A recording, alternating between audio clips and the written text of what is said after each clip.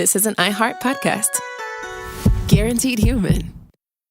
Support for the show comes from Public, the investing platform for those who take it seriously. On Public, you can build a multi-asset portfolio of stocks, bonds, options, crypto, and now generated assets, which allow you to turn any idea into an investable index with AI. It all starts with your prompt. From renewable energy companies with high free cash flow to semiconductor suppliers growing revenue over 20% year over year, you can literally type any prompt and put the AI to work. It screens thousands of stocks, builds a one-of-a-kind index, and lets you backtest it against the S&P 500.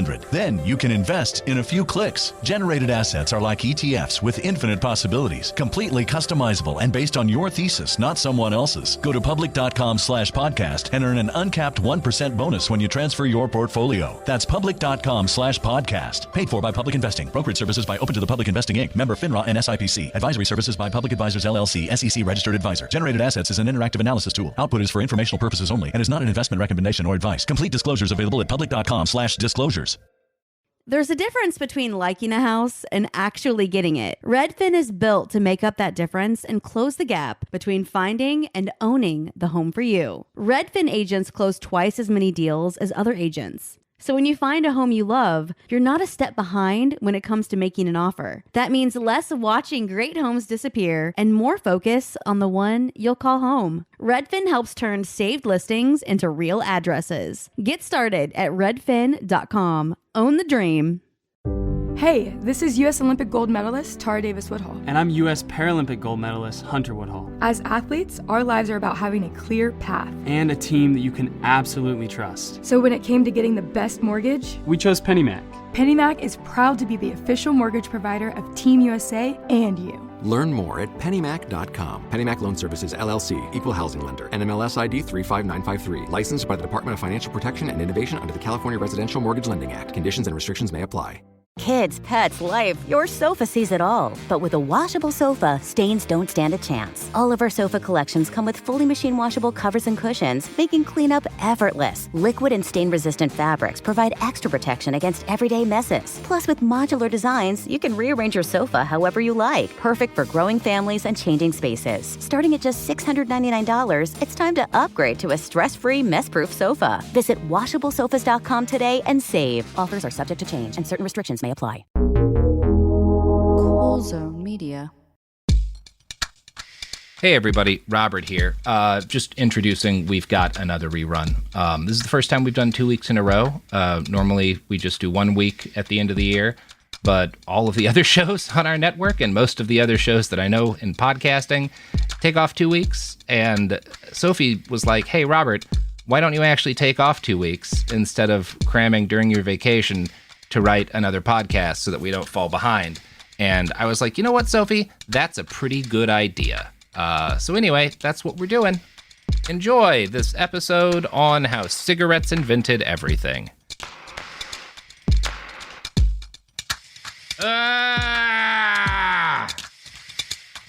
Should really get that checked out.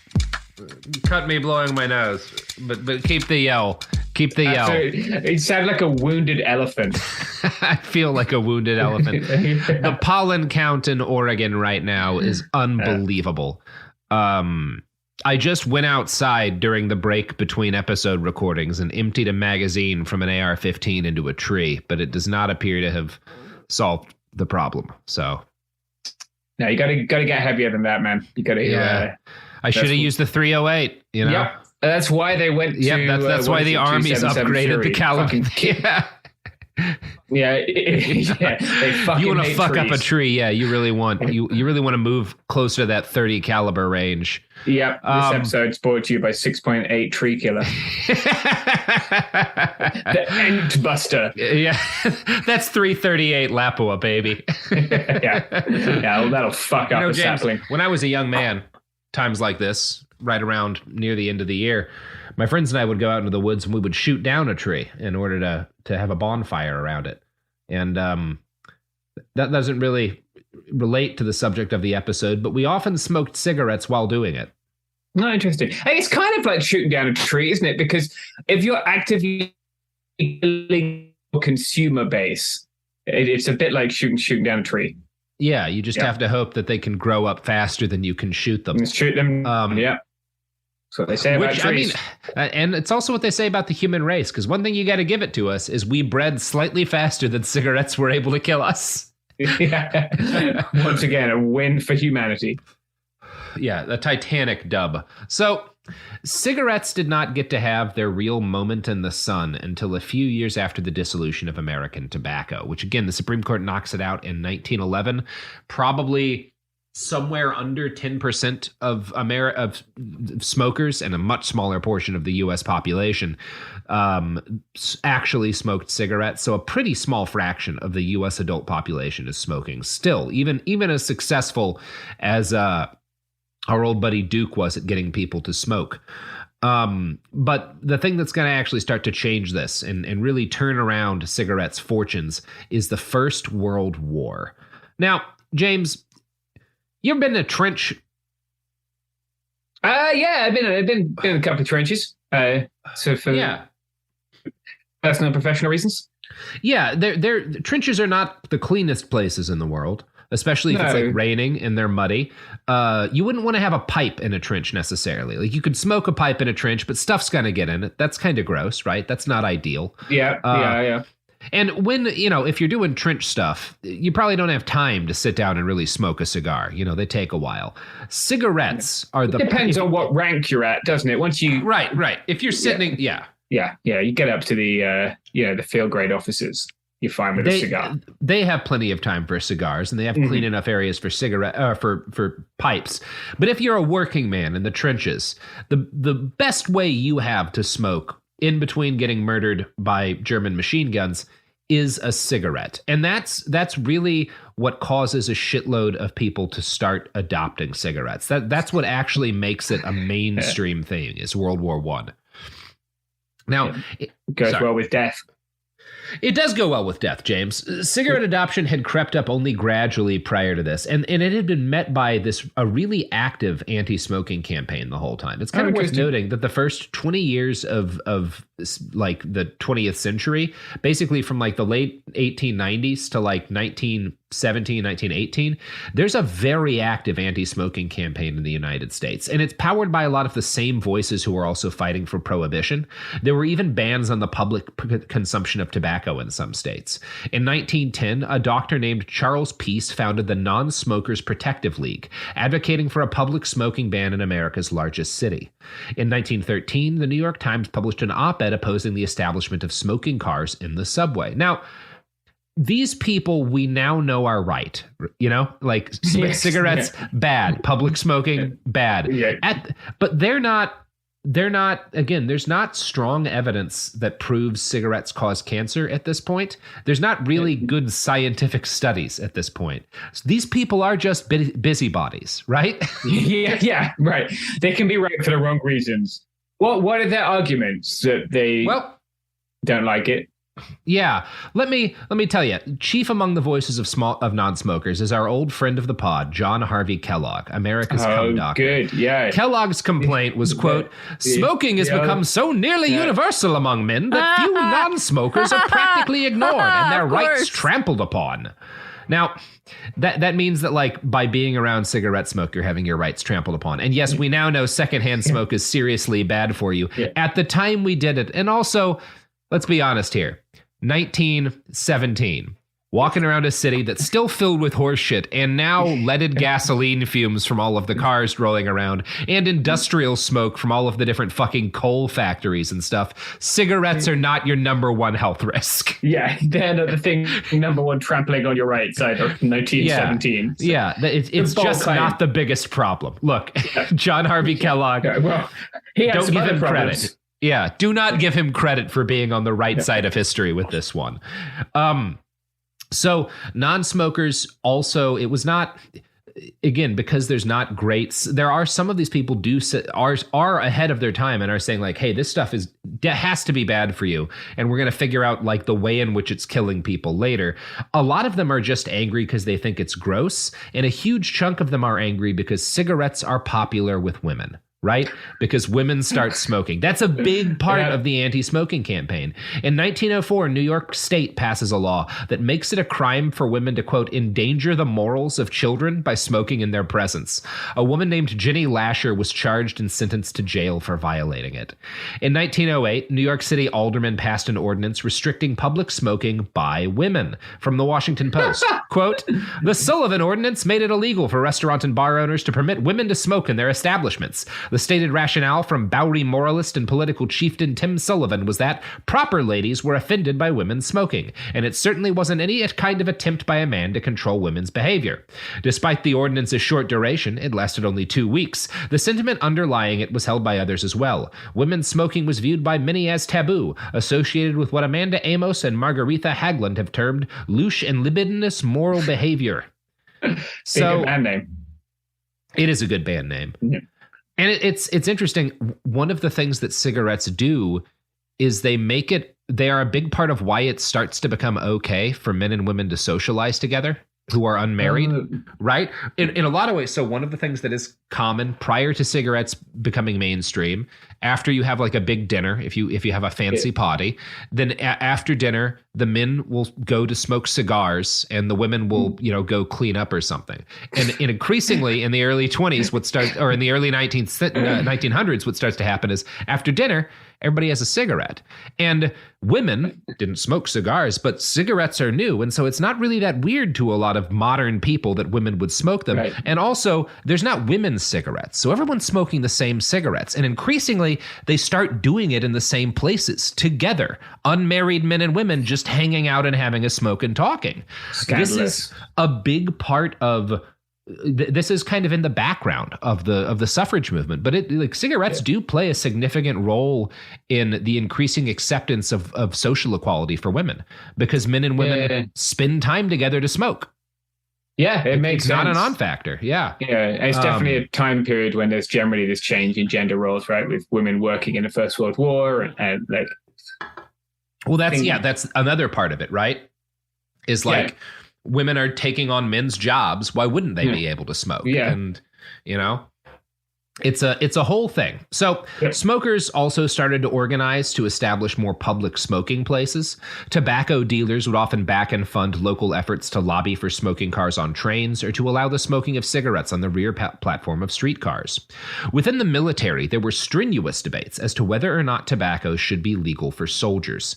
In 1907, the Surgeon General of the Navy had recommended that sailors under 21 be banned from smoking cigarettes. This was outrageous to the actual men of the Navy. And one enlisted man wrote this in response. If this cigarette recommendation is made the rule and such a thing is ordered, it's going to put all us young fellows who like them on the beam. It's all right to talk about your cigars and your pipes, but cigarettes are cigarettes. And when you once get to liking the little sticks, there's nothing that can take their place. Then don't forget that life on the ocean, with none of your women folks or girlfriends around to break the monotony, is a lot different from life ashore. And I tell you, those dream sticks help you pass away many a dreary and homesick hour. Just a bunch of Navy boys, no women around, sucking down dream sticks. Dream sticks, yeah. Direct quote from Joe Biden's speech about pardoning people with marijuana. We're banning people for dream sticks. Yeah. In an unrelated note, I saw a picture of Joe Biden with a quantum computer the other day, and it just struck me as the most wrong thing. It's like looking at Winston Churchill with a Game Boy. Like, no, those aren't supposed to be in the same photograph. Joe Biden should never have lived to see a quantum computer. It's like seeing a Diplodocus or a Tamagotchi hanging out. You don't expect it. No, that's not okay. No, that's not okay. So opposition to cigarettes in the military disappeared overnight once the United States got into World War I. Much of this had to do with Black Jack Pershing, the leader of the American Expeditionary Force, who, when asked what Americans could do to support their soldiers going overseas, gave this reply. You ask me what we need to win this war. I answer tobacco as much as bullets. Oh, great. It's so true. It is, yeah. Yeah. We've spoken about this before, but the universal truth of conflict journalism, if you need something and you're not sure that someone's going to give it to you, you can probably get it by giving someone enough cigarettes. I keep packs on me every time I'm anywhere near, because and it's not always just getting something. Some of it is, like you meet people and they're standoffish because like, I don't know, they're fucking soldiers in a war zone whose daily life involves dealing with horrible trauma and they don't know you. And then you like bust out some Marlboros and you sit and smoke for like 20 minutes together. And then they just start talking, you know, like that's a thing. They're useful. They work. Yeah, they're a great tool for journalism. Well, they're also, in terms of how they're being used, that's not unhealthy by the military, because cigarettes, spoilers, make you worse at everything that is important for soldiers, almost everything, right? Today, U.S. soldiers who smoke score an average of 35 points lower on PT tests. Cigarette smoking harms your night vision. Like, it's bad for your performance. Yes, they are bad for your performance in combat. In addition to, like, people get shot smoking cigarettes. Cypress see the cherries, right? That happens for sure. But one thing they do is they are a stress reliever, and we can debate in the long term, it's not a great coping strategy. But if your daily job is to get shot at repeatedly, you don't care about the long term. You just want like a moment where things feel okay. There is not a long term for a lot of people in World War I. No, especially not. And the other thing that they do is, as we just talked about, people bond while smoking. It's a part of why men and women, it's a way in which men and women start to bond socially in a way they had not in a long time in Western society. And soldiers in the trenches bond sharing smokes. Yeah. It is a thing that you do with each other. And you can't, number one, this is a thing I don't think the tobacco industry could have anticipated, because it's just a very human thing. And it's also, you can't fight this. Like, there's nothing to do about it. It's just a thing that people have adopted for themselves in a difficult time. And so this is a problem for the anti-smoking people. Obviously, smoking, again, very bad for everything else that makes you be a soldier. But soldiers are not thinking about that in the times when they're smoking them. And in a lot of military planners' cases, like they're also... It's hard to argue, even though you've got people who are in the medical profession for the military being like, these probably aren't good for people. It's hard to argue that like a guy who you're asking to run in a machine gun nest doesn't deserve to have like a cigarette. Yes. And, you know, if you know America, you know that love for our military is basically the not so secret control lever for the American mind. So cigarettes had been controversial prior to World War I. But once we start sending men in the field and Pershing's like, we need cigarettes, organizations that had previously lobbied nationwide for smoking bans, like the YMCA, prior to World War I, the YMCA is a massive part of trying to ban public smoking. As soon as the war starts, they start shipping pallets of cigarettes to the battlefields. It's great. Yeah. It's been a truth for so long. You can just put the support the troops stank on anything, and people will love it here. It's interesting. In the cigarette century, Alan Brandt writes, volunteers organized smoke funds to collect donations to assure that the troops had adequate supplies of cigarettes. The Sun Fund amassed 137 million cigarettes in a 2-month period. Tobacco may not be a necessity of life in the ordinary sense of the term, explained the New York Times, but it certainly lightens the inevitable hardships of war as nothing else can do. The National Cigarette Service Committee collected the names of soldiers without families to make sure they received cigarettes. Volunteers prepared packages for shipment to the troops under the auspices of groups such as the Army Girls Transport Tobacco Fund. Just great. That's sweet. Yeah, amazing. I'm sure these people like were also like dying of trench foot and would have really appreciated like a new pair of socks. Yes, socks probably also would have gone over well. Yeah, coat. I don't know. I mean, I assume the military was already attempting to provide those things. Like, it is new that you would provide cigarettes as the military. Yeah.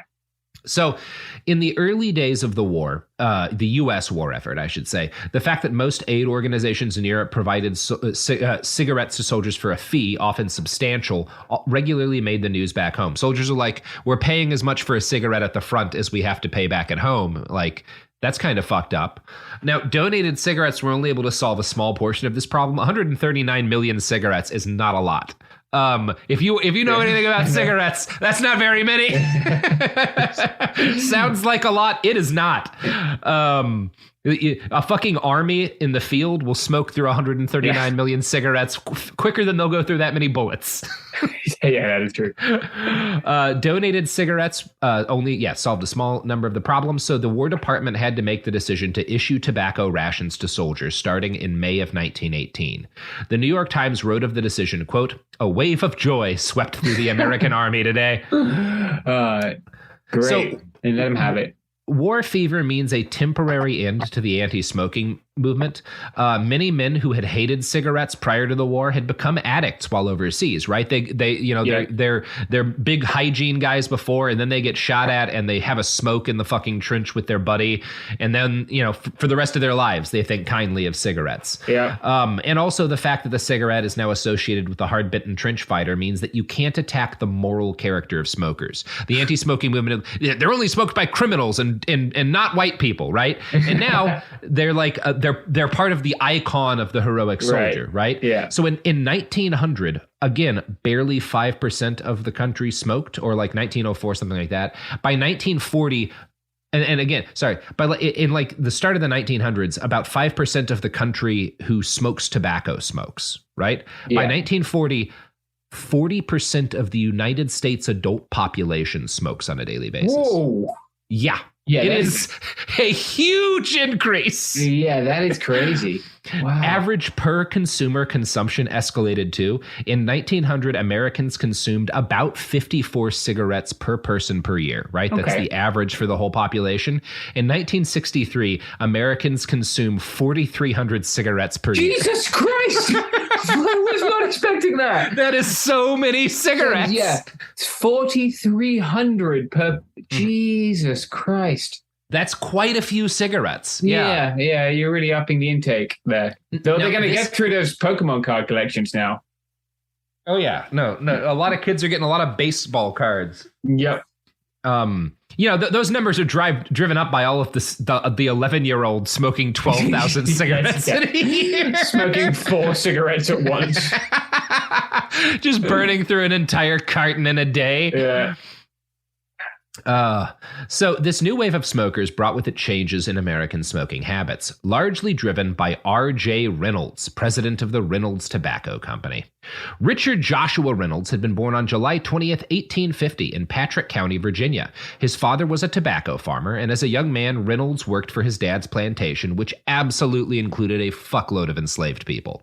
Cool. R.J. was just 15 when the Civil War ended, bringing with it the first tiny surge in cigarette usage. He quickly fell in love with the things, and he turned his father's company into an industry-leading producer. And R.J. Reynolds is different from Duke in that Duke, when he smokes cigars, right? He wants to sell cigarettes. He thinks they're a good business. He doesn't understand them, right? He understands how to get people to want to buy something. He's a good marketer. He doesn't really get what people like in a cigarette. There is nothing that R.J. Reynolds loves more than cigarettes. This man, you have never loved a human being in your life the way this man loves the concept of a cigarette. He is such a cigarette lover that he attempts to avoid getting into Duke's tobacco trust, right? He has his own way he wants to do things. He doesn't want to get involved in this trust. He wants to sell his cigarettes the way he wants to. He actually gets forced by Duke into the trust because Duke uses shady methods to buy 2/3 of Reynolds Tobacco's stock to force the company into American tobacco.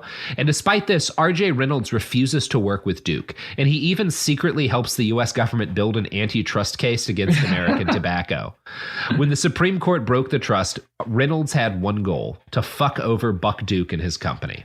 In 1913, he created a new cigarette, which featured a mix of American and Turkish tobacco to create a blended cigarette. He called this new cigarette the Camel. Oh, there it is. Camel cigarette. Why did he choose Camel?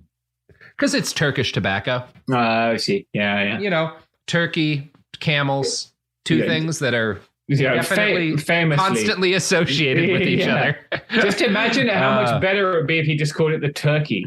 The turkey, right. Yeah, because angry Turkish nationalists love the fact that those two things are sort of they sound the same, but they mean different things. He should have called it the Greek and then had just a drawing of the Anatolian Peninsula on it. They'd be banned there to this day. Yeah, there would have been more wars in 20th century Europe. I'm going to quote now from the Cigarette Century. To help distinguish it from its competition, Reynolds offered no promotions. Smokers realize that the value is in the cigarettes and do not expect promotions or coupons, he explained. Against Duke's earlier advertising devoted to these now traditional promotional devices, Reynolds went modern. Reynolds committed unprecedented advertising money to promote this single product, creating a national campaign to make the Camel cigarette a truly national brand. In 1914, newspapers throughout the country ran ads several days in succession that announced simply, "The Camels are coming." They were followed by a second wave of ads proclaiming, "Tomorrow there will be more in this town than all of Asia and Africa combined." Creating such expectations and their fulfillment would become a central technique of modern consumer advertising. The third ad portraying the Camel cigarette package read, "Camel cigarettes are here!" This advertising campaign, and here the term campaign appropriately reflects the strategic technique, met with unprecedented success. Oh, look at that. Yeah, smart man.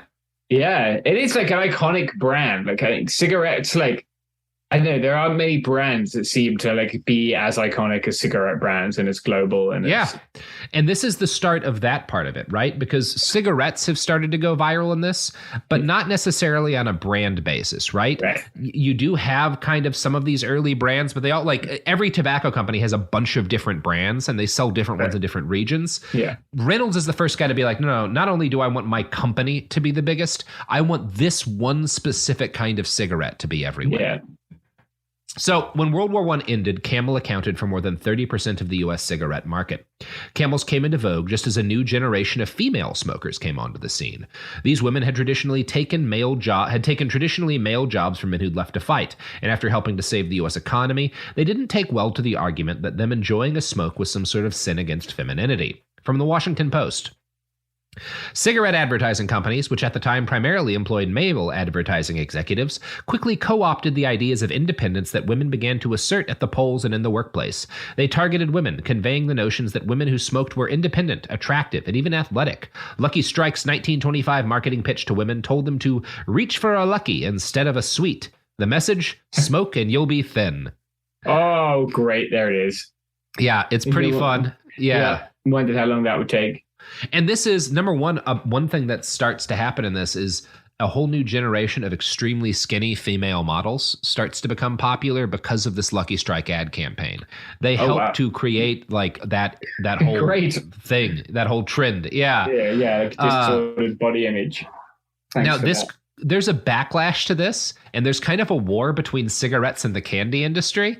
And it's very funny. One of the cigarettes that'll come on the market at this time, I think it might be Marlboro's, their advertising campaign is to like push back at Camel by being like, no, cigarettes and candy are both good for you.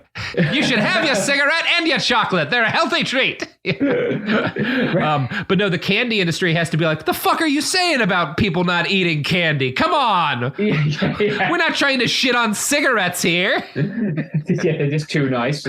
Willy Wonka can't bring himself to... Yeah.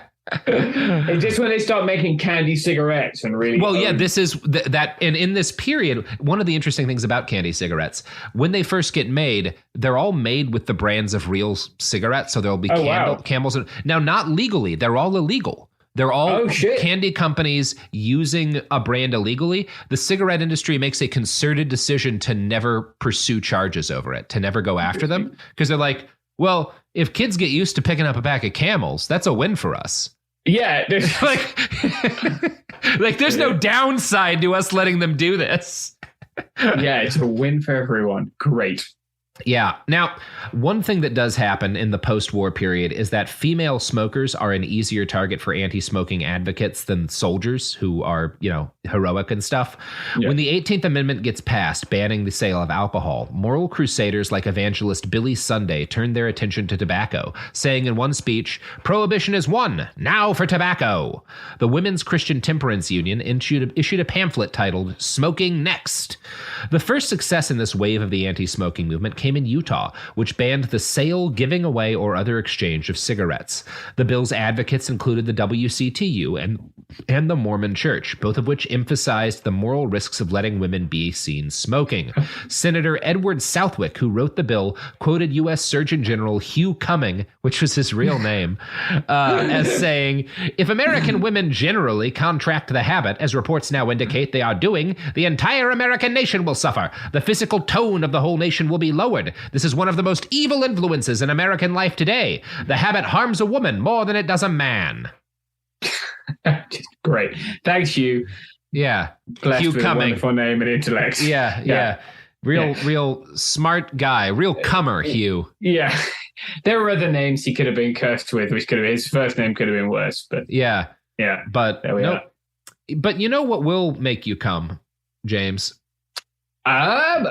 Please enlighten me. The sponsors of our podcasts, not their products, which are asexual, but the actual people who run and own stock in the companies. Okay. Anytime you ask for it. That's good to know. That's a promise. Yeah, I'll put that in the old context, but. Support for the show comes from Public, the investing platform for those who take it seriously. On Public, you can build a multi-asset portfolio of stocks, bonds, options, crypto, and now generated assets, which allow you to turn any idea into an investable index with AI. It all starts with your prompt. From renewable energy companies with high free cash flow to semiconductor suppliers growing revenue over 20% year over year, you can literally type any prompt and put the AI to work. It screens thousands of stocks, builds a one-of-a-kind index, and lets you backtest it against the S&P 500. Then you can invest in a few clicks. Generated assets are like ETFs with infinite possibilities, completely customizable and based on your thesis, not someone else's. Go to public.com/podcast and earn an uncapped 1% bonus when you transfer your portfolio. That's public.com/podcast. Paid for by Public Investing. Brokerage services by Open to the Public Investing Inc. Member FINRA and SIPC. Advisory services by Public Advisors LLC, SEC registered advisor. Generated assets is an interactive analysis tool. Output is for informational purposes only and is not an investment recommendation or advice. Complete disclosures available at public.com/disclosures. Kids, pets, life, your sofa sees it all. But with a washable sofa, stains don't stand a chance. All of our sofa collections come with fully machine washable covers and cushions, making cleanup effortless. Liquid and stain-resistant fabrics provide extra protection against everyday messes. Plus, with modular designs, you can rearrange your sofa however you like. Perfect for growing families and changing spaces. Starting at just $699, it's time to upgrade to a stress-free, mess-proof sofa. Visit washablesofas.com today and save. Offers are subject to change and certain restrictions may apply. Hey, this is U.S. Olympic gold medalist Tara Davis Woodhull. And I'm U.S. Paralympic gold medalist Hunter Woodhull. As athletes, our lives are about having a clear path. And a team that you can absolutely trust. So when it came to getting the best mortgage, we chose PennyMac. PennyMac is proud to be the official mortgage provider of Team USA and you. Learn more at pennymac.com. PennyMac Loan Services, LLC, Equal Housing Lender, NMLS ID 35953. Licensed by the Department of Financial Protection and Innovation under the California Residential Mortgage Lending Act. Conditions and restrictions may apply. Discover a spectacular island destination with crystal blue seas, endless sunshine, and the cool Bahamian breeze. Baha Mar, located in Nassau, Bahamas, offers your choice of 3 luxury hotels: the richly refined Rosewood, the playfully hip SLS, and the stylishly modern Grand Hyatt. With over 45 restaurants, bars, and lounges, Baha Mar serves up delicious dining from world-renowned chefs like Daniel Boulud and Marcus Samuelson. Nightlife venues like the new John Batiste Jazz Club and the Caribbean's most luxurious casino. At Baha Mar, you'll find every pleasure under the sun and one-of-a-kind experiences for the entire family, like Baha Bay, our 15-acre lush tropical water park, interactive wildlife experiences, including our daily flamingo parade, world-class golf, tennis, spa, and so much more. Visit bahamar.com today and discover a vacation destination where memories are made for a lifetime. Baha Mar, life spectacular. We're back. We're talking about cum. You know, every time I talk about cum on this show, somebody gets up in the subreddit and they're like, I wish they wouldn't make juvenile jokes about cum. It's not very funny. It's exceptionally funny to make juvenile jokes about cum. I am never going to stop making jokes about cum. And I'm never going to stop telling people that when Mitch McConnell comes, all that exits his penis is a mix of dry scabs and spider legs. That while not juvenile, is still funny. It's funny and true, it's James. Exceptionally funny. Yeah, it's true. And he can sue us over it. We'll take him to court. Show us the evidence, Mitch. Yeah. Show us the evidence, Mitch. Show us the evidence that when you come, the dry scabs exiting your urethra don't make a sound exactly like crabs scuttling on a soapstone bed. Prove it to me. Prove it to me, Mitch. I'm now physically unwell. Would you like a cigarette? Yeah. I think I've been traumatized on a level that's similar to someone who fought in World tobacco. War I. Yeah. I'd like to shorten my life, yes. Well, why don't you reach for a Lucky instead of a Sweet? That will help me maintain my girlish physique. So, as we've just come back, the Surgeon General has been like, this is going to lower the moral tone of women. And again, I just so that I'm not mistaken, cigarettes are bad. Don't smoke them. These people are technically in the right, but they're in the right for the wrong reasons usually. So fuck them. I'm going to quote again from Alan Brandt here. Another supporter of the legislation noted that the fingers of our girls are being varnished with the stains of those harmful little instruments of destruction. Just as earlier opponents of the cigarette had done, Senator Southwick argued that the use of the cigarette violated the liberties of non-smokers, which is fair, offended moral sensibilities, which is unfair, and polluted public space, which is, we'll call that one mixed. We cannot bring our wives and daughters to the city, he wrote, and cannot come along without encountering tobacco smoke everywhere as that saturates our clothing and nauseates us. Personal liberty, ours is as inviolate or should be as theirs. Amazing. Like at a time when like industry is ripping children's arms off their bodies. Oh yeah, and people are just burning pure petroleum jelly in the back of a fucking Model T. Just pouring some lead into the reserve lead tank. Yeah, again, fucking 1922. Your worst encounter is not going to be with tobacco smoke in the streets of a city. The coal burning colonialism factory isn't a problem. It's women smoking that we need to worry about. Now, by 1922, 16 states had banned or restricted cigarette sales and promotion, but none of these restrictions lasted long. The disaster that was prohibition and the growing number of tobacco addicts made the anti-smoking cause untenable. A chief issue with the fight to restrict smoking was the fact that it rested mostly on moral panic grounds, right? Again, if all of these people are saying smoking is horrible for your health and so we shouldn't be doing it, that's one thing. But a lot of them are being like, well, women shouldn't be smoking. It's bad for kids to see it. It's going to stain their hands. They don't have, at this point, they don't have widely agreed upon medical evidence that smoking is bad for you. And in fact, a lot of doctors will argue that smoking is, if not healthy, then not a serious harm. It was not as common in this period to have doctors be like, smoking clears your lungs. But most of them tended to be like, well, it's not that bad for you, right? It's it is like eating candy, right? That's what they, it's not like eating candy. Please, I'm not saying that someone's going to get really angry at me. I'm just saying if you're a doctor in the 20s, odds are, rather than saying smoking is bad for you, you're saying like, well, it's probably okay to have the occasional cigarette as part of a balanced diet or whatever, you know? Right. And again, doctors are heavily debating as the 30s dawn whether or not smoking causes cancer. There were studies by this point that showed a correlation between self-reported smoking habits and lung cancer. And by the 1920s, rates of lung cancer had started to soar. Given all of this, it might seem easy to prove a link between cigarettes and lung cancer, but it's not. All you've got in the 20s is that there's a correlation between the two. But obviously, cigarettes aren't the only thing that's been introduced to modern life in the early part of the 20th century, right? There's cars now suddenly. People are getting a whole bunch of different medications that didn't used to exist. All sorts of shit is around that just wasn't before. So how do you know? Think about this. How can you prove, if you're just a dude in 1922, that the thing causing lung cancer in your friends is the cigarette and not the car or the fucking fluorescent light bulbs, right? Like, you don't know. There's not evidence at this point, you know?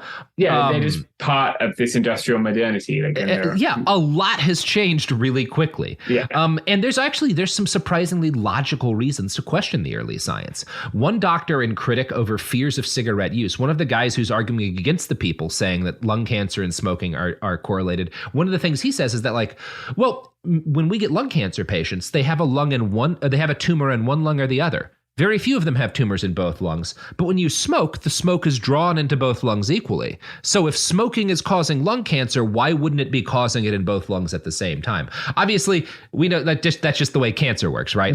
But again, based on the knowledge at the time, that's not a bad point to make, right? He's wrong, but you can see how a person who is not like in the pocket of big tobacco could make that mistake. Yeah. His reasoning is not inherently unsound, right? He's wrong, but not because he's like, again, later all the scientists on the other side of this will be doing something fundamentally dishonest. These are just people trying to understand the human body in a period in which we don't have that much information about it. Other scientists would argue that the rise in lung cancer was attributed to the fact that life expectancy had risen a lot in the first quarter of the 20th century.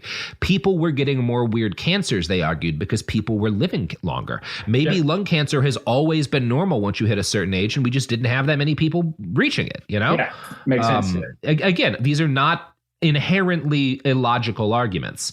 Now, there were, however, doctors early on who figured out what was happening, who knew and who put together that there was a link between smoking and lung cancer, but it took data a long time to catch up with that. For one thing, epidemiology is in its infancy in this period of time.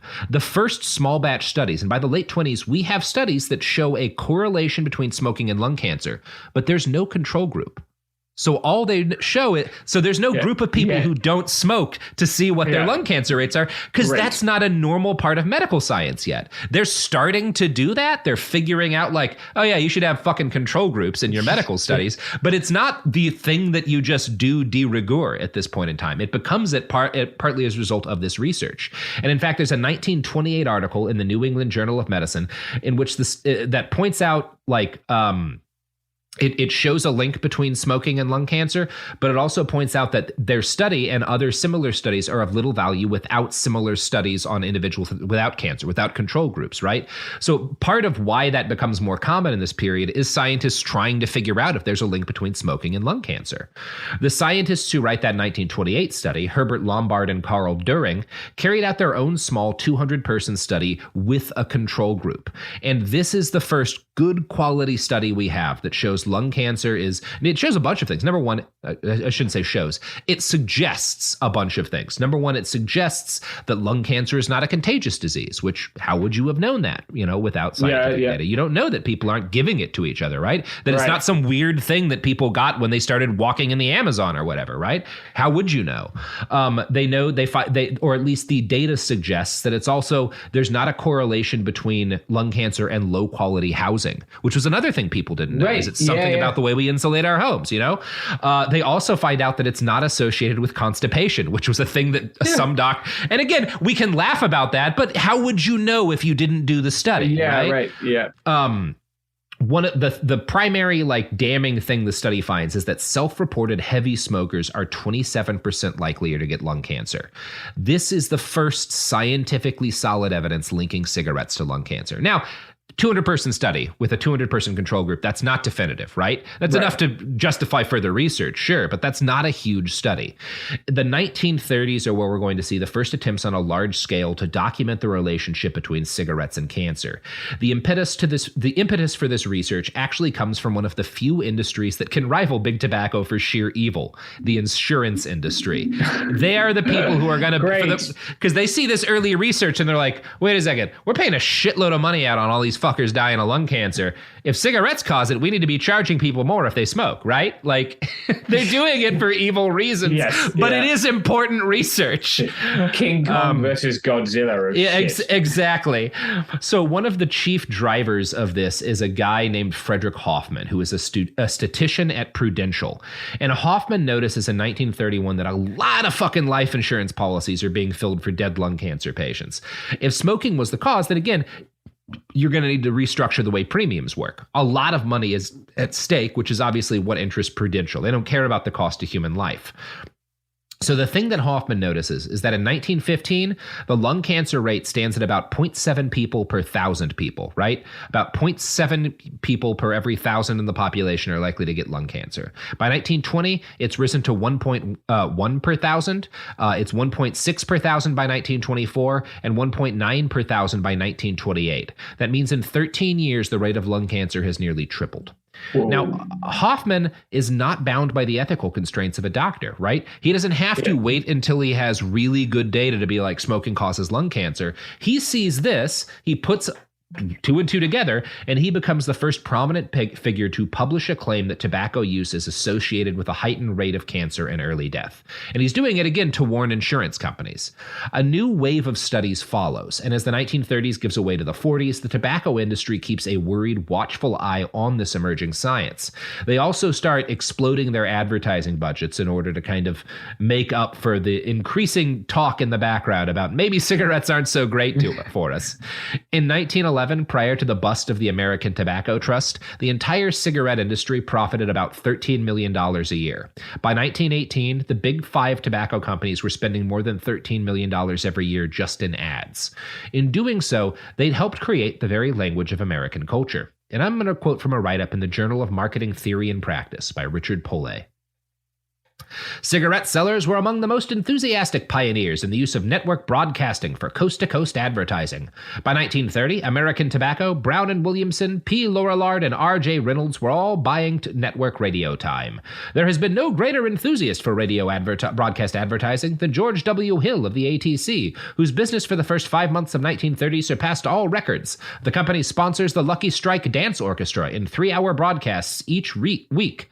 Lucky Strike sponsored many radio comedies and musical shows, such as Jack Benny and the Kay Kaiser College of Musical Knowledge, and the best-known and longest-running popular musical shows, Lucky Strike's Hit Parade. This show started in 1928 and ran into the 1950s on television.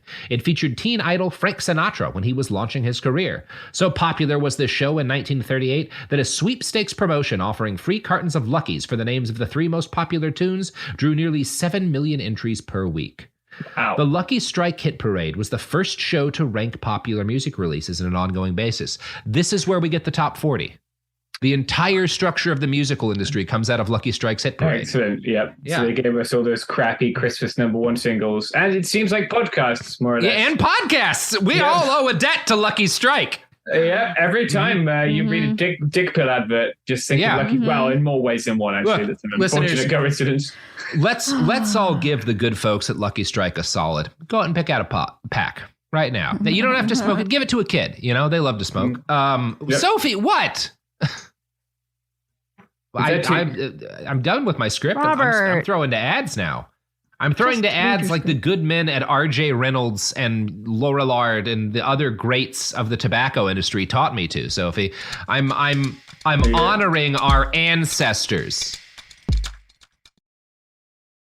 Support for the show comes from Public, the investing platform for those who take it seriously. On Public, you can build a multi-asset portfolio of stocks, bonds, options, crypto, and now generated assets, which allow you to turn any idea into an investable index with AI. It all starts with your prompt. From renewable energy companies with high free cash flow to semiconductor suppliers growing revenue over 20% year over year, you can literally type any prompt and put the AI to work. It screens thousands of stocks, builds a one-of-a-kind index, and lets you backtest it against the S&P 500. Then you can invest in a few clicks. Generated assets are like ETFs with infinite possibilities, completely customizable and based on your thesis, not someone else's. Go to public.com/podcast and earn an uncapped 1% bonus when you transfer your portfolio. That's public.com/podcast. Paid for by Public Investing. Brokerage services by Open to the Public Investing Inc. Member FINRA and SIPC. Advisory services by Public Advisors LLC, SEC registered advisor. Generated assets is an interactive analysis tool. Output is for informational purposes only and is not an investment recommendation or advice. Complete disclosures available at public.com/disclosures. Sink into affordable luxury. Anabay is the only machine washable sofa, inside and out. With stain-resistant slip covers and a cloud-like frame duvet, everything goes right in the wash. Plus, the modular design lets you change the look of your space anytime. Visit washablesofas.com to upgrade your home. Shop up to 60% off site-wide, with sofas starting at just $699 and a 30-day money-back guarantee. Shop now at washablesofas.com. Offers are subject to change, and certain restrictions may apply. Hey, this is U.S. Olympic gold medalist Tara Davis Woodhull. And I'm U.S. Paralympic gold medalist Hunter Woodhull. As athletes, our lives are about having a clear path. And a team that you can absolutely trust. So when it came to getting the best mortgage, we chose PennyMac. PennyMac is proud to be the official mortgage provider of Team USA and you. Learn more at pennymac.com. PennyMac Loan Services, LLC, Equal Housing Lender, NMLS ID 35953. Licensed by the Department of Financial Protection and Innovation under the California Residential Mortgage Lending Act. Conditions and restrictions may apply. Discover a spectacular island destination with crystal blue seas, endless sunshine, and the cool Bahamian breeze. Baha Mar, located in Nassau, Bahamas, offers your choice of 3 luxury hotels: the richly refined Rosewood, the playfully hip SLS, and the stylishly modern Grand Hyatt. With over 45 restaurants, bars, and lounges, Baha Mar serves up delicious dining from world-renowned chefs like Daniel Boulud and Marcus Samuelson, nightlife venues like the new Jean Baptiste Jazz Club, and the Caribbean's most luxurious casino. At Baha Mar, you'll find every pleasure under the sun and one-of-a-kind experiences for the entire family, like Baha Bay, our 15-acre lush tropical water park, interactive wildlife experiences, including our daily flamingo parade, world-class golf, tennis, spa, and so much more.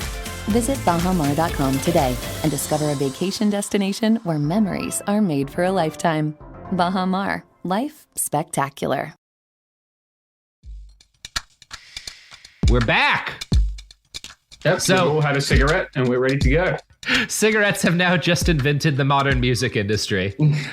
The lunatics taken over the asylum now. So. James, do not encourage his behavior. They had a couple of lucky strikes. They felt better and they took over the asylum. Yeah, that is a lucky strike, if you ask me. Yep. So the need to capture smokers young, because market research had shown that people tended to be brand loyal, also helped to create the modern conception of ad demographics, right? Advertisers start learning how to differentiate and split and go, the idea that like the 18 to 35 males is like the most valuable ad, that comes out here, right? Oh, wow. And it's because like that's when you got to get them fuckers smoking, right? Earlier if possible. 11 to 18 is really the key demo. Ideally, like 11 or 12. They advertise a lot in colleges, and it leads tobacco companies to steer more and more towards funding children's entertainment. This starts with the comics pages. A syndicated weekly pop collection called Puck is like massive for cigarette ads. But as Pole writes, it quickly expanded beyond that. Quote, in the 1950s, many brands used cartoon trade characters in their advertising. The ads on Lucky Strike's hit parade for a while featured a cute animated character called Scoop, who, through the then impressive technical feat of superimposition, appeared on screen with the show's star, Dorothy Collins. So that's where we get Who Framed Roger Rabbit, motherfuckers. Cigarettes taught us how to do that. Yep. Great. It gave us Avatar. Philip Morris cartoons when advertising on Philip Morris used cartoons when advertising on I Love Lucy. Lorillard created TV cartoon ads for Old Gold that featured the voices of their Honeymooners stars, Jackie Gleason and Art Carney. This presaged the Winston spots that employed the animated hit characters from The Flintstones, a totally cartoon show they sponsored, whose voices, structure, and sense of humor all imitated the Honeymooners. And I think a lot of people are vaguely aware that the Flintstones used to have cigarette ads. You knew that, right? No, I didn't think so. No. That's why it was created. The Flintstones were made as a cigarette ad. And to get an idea for how blatant this advertising was, you need to see some old episodes of the Flintstones. And I think this one includes a representative scene. You should know to understand what's happening on screen. Right at the start of this, we see Fred and Barney kind of like hanging out in the yard on their asses while their wives are doing like yard work and house chores. So they're like chilling out watching their wives work. Right. Good stuff. They sure work hard, don't they, Barney? Yeah. I hate to see them work so hard. Yeah, me too. Let's go around back where we can't see them. Gee, we ought to do something, Fred. Okay. How's about taking a nap? Hey, I got a better idea. Let's take a Winston break. That's it. Winston's the one filter cigarette that delivers flavor 20 times a pack. Winston's got that filter blend. Yeah, Fred. Filter blend makes the big taste difference, and only Winston has it up front where it counts. Here, ahead of the pure white filter. Winston packs rich tobaccos specially selected and specially processed for good flavor in filter smoke. Yeah. They're still going. Winston tastes good, like cigarette should. That is a lot of cigarette advertising. I was at first I was appalled by the directness of it, but then just the duration of it. Wow. They really were committed to selling kids cigarettes. Yeah. Winston, also not a great name compared to like Camel. No, Camel, Marlboro. Yeah, just a dude called Winston with little imagination. Yeah. Wow, that was amazing. Shameful. It's the best. Yeah, that is like Alex Jones tier. Just transition Content to ads. Fucking Barney Rubble wants to get your ass into a pack of Winstons. Yeah, it's going to be doing, what is it, fucking silver or whatever Alex Jones is trying to sell you now. Like colloidal silver. Yeah. Toothpaste that you can shoot up your ass. I don't know. Yeah, nor do I care. I don't think our listenership overlaps, so no one else knows either, so it's fine. No, our listeners are buying a lot of gold now because of those gold ads running. Oh, yeah, well, that's good. It's been a success. We'll have to get them back for the next season. Yeah, we love the gold ad, people. You know, I'm gonna do a free ad right now. Buy gold. It's the cigarettes of currency. Well, actually, that's cigarettes. Gold's almost as valuable as cigarettes in a pinch. So pick some up today. Smoke it. Why don't you? You know what, James? I have an idea. Why don't we make a lot of money? We get cigarettes, grind up gold into them, pour gold flakes into the cigarettes, and then sell them to rich assholes who have TikToks. There's like a thing. Isn't there like a vodka or something that has gold flakes in it? There's a couple of liquors that have it. You may perceive it as unnecessary, Sophie, but I need to signal so many gold, unnecessary gold things in food. You know how there's You know what is necessary? Whiskey. Robert getting back to the script. Pour out some gold liquor and yeah. All right, I'm back. Wrap a cigarette in gold foil. There was no gold, but I've got my glass of lead vodka here, and I'm good. During the late 40s to the early 50s, the science coming out about cigarettes and cancer starts to look worse and worse. The R.J. Reynolds Company launches a new campaign for Camel cigarettes in 1946, centered around the slogan, "More doctors smoke Camels than any other cigarette." For the next 6 years, this is their main advertising push for 6 years. The dentist and toothbrush thing with cigarettes, amazing. Great. Yeah, absolutely. Yes, the cigarette that 9 out of 10 doctors recommend.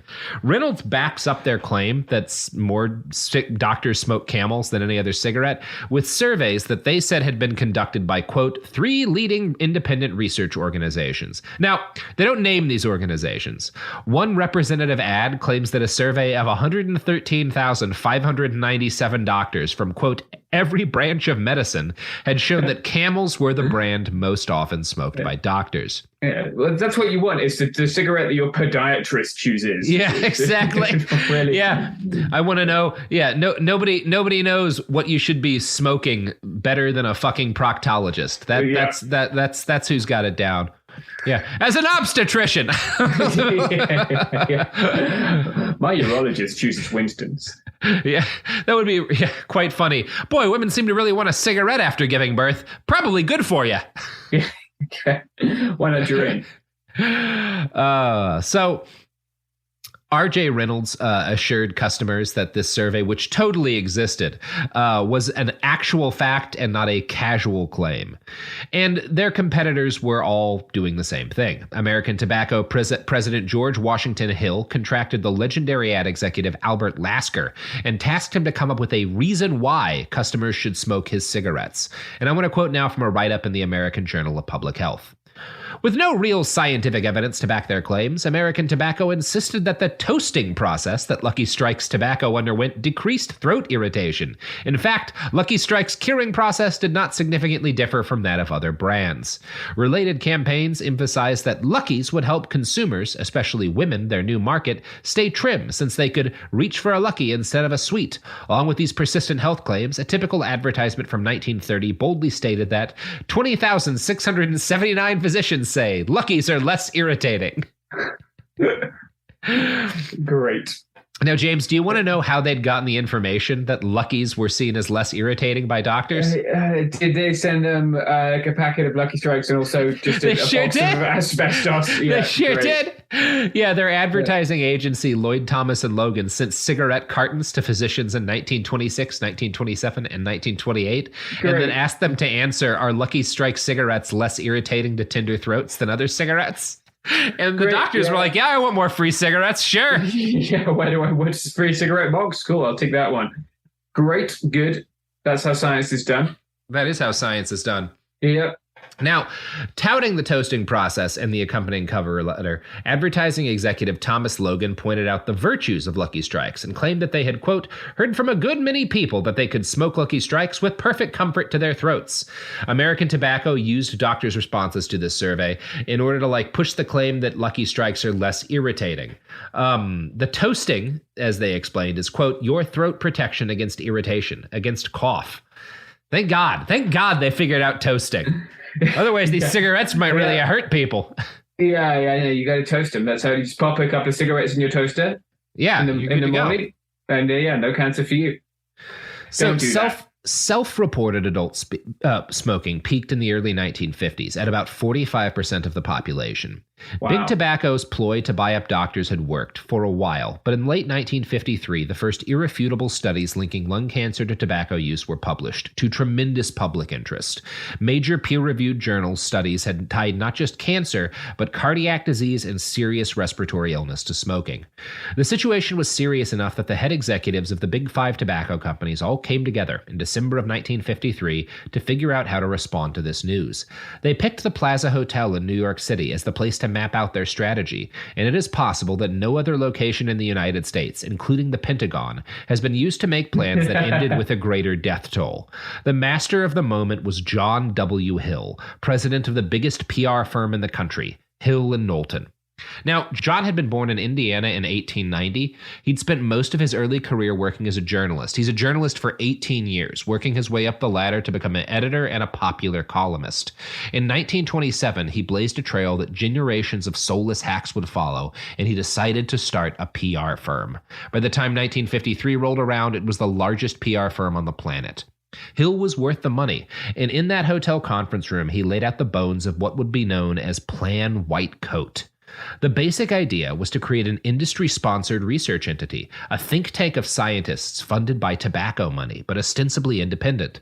This would allow Big Tobacco to claim they were taking fears of lung cancer seriously, while also providing them with disinformation to muddy the waters by painting the existing studies as insufficient. Amazing. I'm going to quote, it's awesome. It's so good. Yeah. And no one's ever done it since. This is not the thing that's going to end all life on this planet. No, Hill did not just build the apocalypse bomb.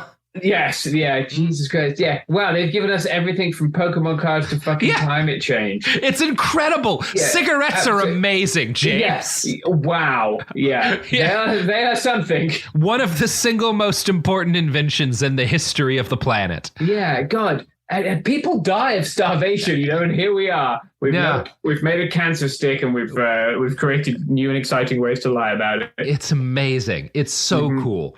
Capitalism, who can fault it? God, what a great product. I'm going to quote now from a 2012 article in the American Journal of Public Health. The industry had supported some individual research in recent years, but Hill's proposal offered the potential of a research program that would be controlled by the industry, yet promoted as independent. This was a public relations masterstroke. Hill understood that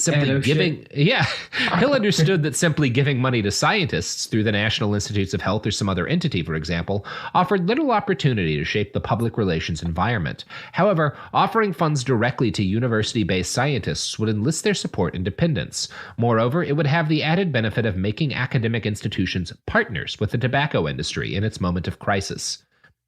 Hill and his clients had no interest. Hill and his clients had no interest in answering a scientific question. Their goal was to maintain vigorous control over the research program, to use science in the service of public relations. Although the tobacco executives had proposed forming a cigarette information committee dedicated to defending smoking against the medical findings, Hill argued aggressively for adding research to the committee's title and agenda. It is believed, he wrote, that the word research is needed in the name to give weight and added credence to the committee's statement. Hill understood that his client should be viewed as embracing science rather than dismissing it. Now, again, Hill's a journalist, right? That's part of how he's able to do this. He understands how to communicate. He understands how people read things. One of the first things he emphasized to the industry leaders was that they had to stop competing with each other, trying to move cartons by convincing customers that their smokes were more soothing or healthier than the others. This was bad, right? Arguing like Lucky Strikes are healthier than Marlboros is bad for the whole industry, so we have to stop it. The key to surviving this, Hill told them, was collective action, and one that looked like a commitment to public welfare while actually doing everything possible to harm public welfare. The Tobacco Industry Research Committee was formed in 1954 and announced its existence with full-page ads in more than 400 newspapers. This ad, known as the Frank Statement, claimed that tobacco companies were deeply concerned about the welfare of their customers and would pursue any end to get to the bottom of this whole tobacco equals cancer thing. Quote, "We accept an interest in people's health as a basic responsibility, paramount to every other consideration in our business. We believe the products we make are not injurious to health. We always have and always will cooperate closely with those whose task it is to safeguard the public health." That's good. Great. Yeah, sure. Very honest, very straightforward. So, despite these high-minded claims, the TIRC's agenda was laid out by Hill before he consulted a single scientist. The executive director of the organization, W.T. Hoyt, had no scientific background. His previous job had been selling ads for the Saturday Evening Post. Within his first few months of operation, Hoyt and other executives of the TIRC put out a statement directly responding to studies that purported to show a link between cigarettes and disease. "It is an obligation of the Tobacco Industry Research Committee at this time to remind the public of these essential points. 1. There is no conclusive scientific proof of a link between smoking and cancer. 2. Medical research points to many possible causes of cancer. And 3. The millions of people who derive pleasure and satisfaction from smoking can be reassured that every scientific means will be used to get all the facts as soon as possible." Great. Yeah. This is going to go well, James. It's going to go really well. Yep, I can see this ending well. So the first scientific director appointed to the TIRC was Clarence Cook Little, an extremely prominent biologist and geneticist who had become extremely prominent because he was a popular eugenicist. Good. Fucking magnificent. Now, it's really funny because Cook, like Little, the reason he believes that cigarettes, because he truly believes that the people who connect them to cancer is wrong, because he believes that lung cancer is genetic, so it can't be caused by an environmental factor like inhaling 4,500 cigarettes a year. It's gotta be something to do with the fact that certain races are more likely to get cancer. Oh God! It is one thing you gotta say, for a racist, this guy probably killed more white people than any other racist. Yeah, he does drop a lot of white folks. Yeah, accidentally based. Well, he drops everyone else too. Yeah, true. Maybe not. Maybe. Unlike him, cigarettes don't discriminate. Yeah. Oh dear. God, they really have become a magnet for the shittest things in humanity. It is incredible how many terrible. Yeah, it's amazing. Yeah. What's going to happen next? They're going to stand with the TERFs or something. Cigarettes. We just don't like queer people. Yeah. Okay, I tell you, it's probably in the Harry Potter book somewhere. Mm-hmm. Yeah. In 1954, the TIRC's budget was around $1 million, nearly all of which went to Hill and Knowlton and various ads rather than actual science. But by 1963, the TIRC was giving out close to $1 million in grants. These funded research, actual scientific research, but they picked the kind of research carefully. So we're not going to do research into what causes lung cancer, but we'll do research into how cancer develops over time and how it grows in the body and ways to fight it and stuff. And this is important stuff, so they can keep coming out with these studies funded by TIRC money that are real studies, but none of them happen to look into whether or not smoking causes cancer, right? Great. You can look at how genetics or virology impacts cancer rates, and those are important things to study, but by picking what gets funded specifically, they are very, very purposefully drawing attention really away. Putting better airbags in the no brakes model of our car. So this strategy worked for decades, distracting the public and lawmakers from any actions that might negatively impact the rate at which people smoked. Key to the success of this program was Hill's understanding of how journalism worked. From that Journal of Public Health article, Hill understood that the success of any public relations strategy was highly dependent on face-to-face interpersonal relations with important media outlets. Each time the TIRC issued a press release, the Hill and Knowlton organization would initiate a personal contact. The firm systematically documented the courtship of newspapers and magazines, where it could urge balance and fairness in the industry. In these entreaties on behalf of the industry, the firm's staffers repeated several key themes. First, they would note that the industry completely understood its important public responsibilities. Second, they would affirm that the industry was deeply committed to investigating all of the scientific questions relevant to resolving the controversy. Third, they urged skepticism regarding statistical studies. Finally, they offered members of the media a long list of independent skeptics to consult to ensure balance in their presentations. Great. He's also responsible for the dozens of direct marketing emails I get every single day. Yes. Yeah. Great. Right, now I'm personally aggrieved for this motherfucker. Yeah, cigarettes created everything. Yes. The primary independent skeptic, of course, was the TIRC's Little. That's the eugenics guy. Yeah. Given the penchant of the press for controversy and its often naive notion of balance, these appeals were remarkably successful. Hill and Knowlton expertly broadcast their arguments, typically not based on substantive research of any kind, of a small group of skeptics as if their positions represented a dominant perspective on the medical science of the cigarette. In this sense, the public relations campaign advantaged two critical pieces of mid-century media practice. First, journalists favored reporting on controversy. Second, by providing opposing positions as if they were equal, they affirmed their commitment to balance. No. Yeah! That's right, baby! That's right, baby! For fuck's sake. Why? Piss off. Yeah, no, they've invented both sidesing it. They did invent both sidesing it. So they gave us Donald Trump, is what you're telling me. Yeah, they gave us Donald Trump. They gave us climate change denial. They gave us a fucking lot of the gun industries. Barry Weiss. Tactics. Barry Weiss. All of that shit comes from big tobacco. Yeah, God. They gave us the fucking Iraq War. All of these strategies are the things that they pioneered all of those strategies, and that's where we're going to end for the day, James. No, let's stop. I've become enraged. We will talk in more detail about the tobacco industry later, but yeah, this is how they. There's a bigger story in kind of how they kept this up as it became increasingly obvious that cigarettes caused cancer, and how they advertised to children in the 90s and stuff, and Joe Camel. There's a story in how they tried to destroy the lives of people who blew the whistle on them, like former tobacco employees. And we'll talk about all of those one day, but this is the story of how tobacco invented everything in the modern world. Yeah, great. I feel really good about all the things that we've got from it. It's cool that you can tie Funko Pop's climate change denial and the Iraq War all to trying to get people to smoke. Yes, yeah, it's really great. And capitalism has done us nothing but good. Yeah, Pokemon and medical patents all have cigarettes to thank. Yeah, God. It's just unfathomable. It's terrible. It's fucking awful. Yeah. It's the nature of the system we live in. Maybe change it. It's the nature of the system we live in part because of cigarettes. Yeah. Great, good. Maybe consider a different system.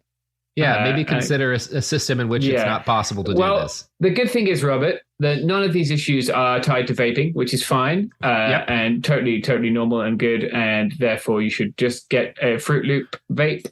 Yeah, get a flavored vape. Buy some of that. I don't know what else. What drugs do kids like to do today? Get some of that flavored fentanyl. Tide Pods. Mix your fentanyl and your Tide Pods together, kids. Have a good one. Mm-hmm. They're doing that on Ticking the Talk right now, from what I understand. Yeah, TikTok, another thing that probably doesn't have health consequences. James, is there anything you'd like to plug? Apart from Tide Pods. Let me think. Yeah, we talked about the podcast. I've written a book. It's called The Popular Front and the 1936 Barcelona Olympics. You can probably find it at the library. Then you won't be helping to create the system which gave us, Pokemon cards and everyone having cancer. And you can find me on Twitter. It's just my name, James Bond, Stout like the beer. Well, I think that's all. Anarchism is the other thing I always like to plug on podcasts, so maybe read Kropotkin. And we're doing an It Could Happen Here live stream virtual show on October 26th. Yeah, motherfuckers. Yep. So Pick up a pack of Lucky Strikes. I want to see all of you beautiful people smoking when we do our live show. Just really burn them down. Yeah. Nothing raises the value of a house faster than smoking cigarettes in it. Yeah. Robert. Go back to return to tradition by sticking 2 cigarettes up your nose and smoking them that way. Yeah, smoke your cigarettes the traditional way. Mm-hmm. Anyway. And, yeah. Bye. We're done. Behind the Bastards is a production of Cool Zone Media. For more from Cool Zone Media, visit our website, coolzonemedia.com, or check us out on the iHeartRadio app, Apple Podcasts, or wherever you get your podcasts. Behind the Bastards is now available on YouTube.